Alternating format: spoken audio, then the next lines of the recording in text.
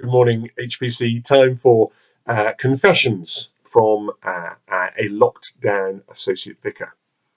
As a family, we have been rather enjoying watching The Phantom of the Opera.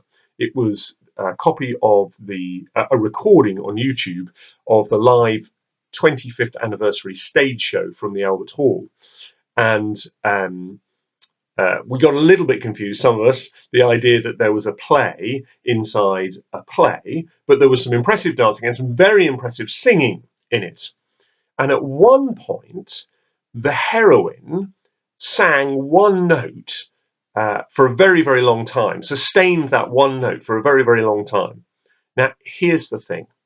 When she stopped singing, we stopped hearing the note. I know that isn't a very revolutionary thought, but here's what I think is quite a revolutionary thought.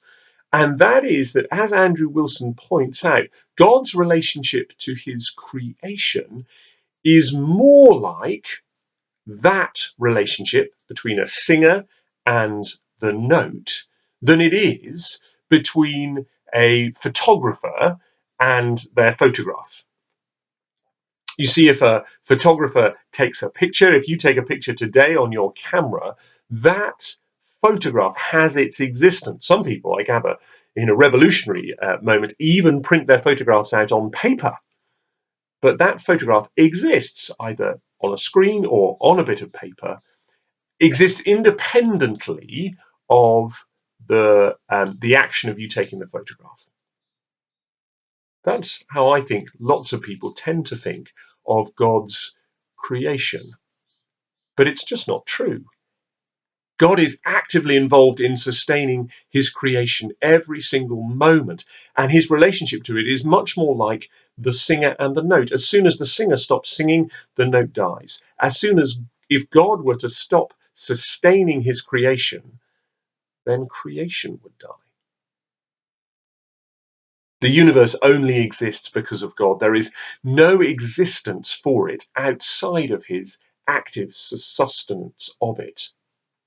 So my next breath, your next heartbeat only happen because God actively empower and will them to. God isn't distant from our creation, from us. In fact, he couldn't be more involved.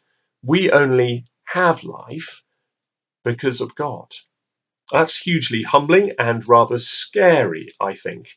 You see, I think of God and his creation. I think of God and me, if you like, a little bit like a wind-up toy, or perhaps a better illustration now is a toy into which God puts the batteries. He creates me, but then he sets me going. He leaves me to, at least in my mind, chart my own course, head off into the world, do my own thing, to be independent. But that just isn't what the Bible tells us. Actually, I am completely dependent every moment for everything of every single day that the Lord gives me. If God were to withdraw his hand, I would cease to be. I can't even sustain a thought apart from God. As the scriptures put it, Hebrews chapter 1, verse 3, Jesus sustains all things by the word of his power, which means he sustains even those who oppose him.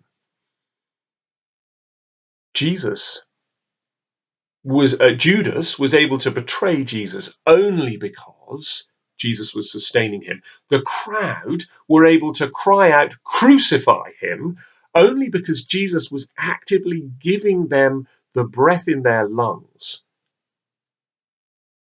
The soldiers had the strength to hammer nails into Jesus's arms and into his ankles only because Jesus was giving them that power.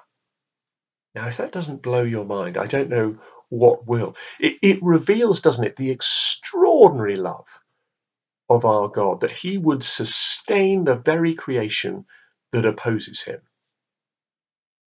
I'm going to finish where Andrew Wilson starts, and that's by reading from Isaiah chapter 40, verse 26. Listen to these Staggering words.